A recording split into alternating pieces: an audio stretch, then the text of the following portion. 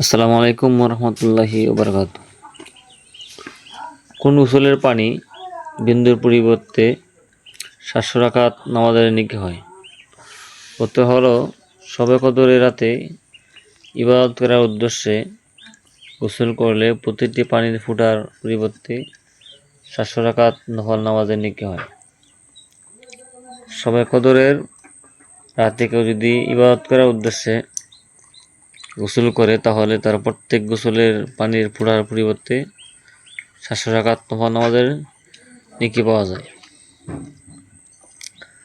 এই জন্য আমাদের রমজান মাসে শবে কদরের রাত্র আসলে আমরা এই গোসলটা করবো, তাহলে এই সবটা হাসিল করতে পারবো।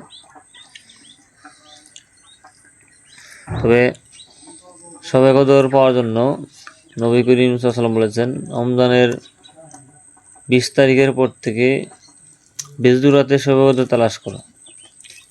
প্রত্যেক বেজদুরাতে শবে কদর তালাশ করতে হবে এবং প্রত্যেক বেজদুরাতেই গোসল করে সারা রাত আল্লাহ রাব্বুল আলামিনের ইবাদত করতে হবে। শুধু 87 রাতেই শবে কদর হয় এটা এমন গ্যারান্টি না। বিশ্ব রমজানের পর থেকে ঈদের আগ পর্যন্ত যত বেজুর রাত আসবে প্রত্যেক বেজুর রাতেই শবে কদর হওয়ার সম্ভাবনা আছে। সুতরাং প্রত্যেক বেজুর রাতেই এই গোসল করে আমল করতে হবে।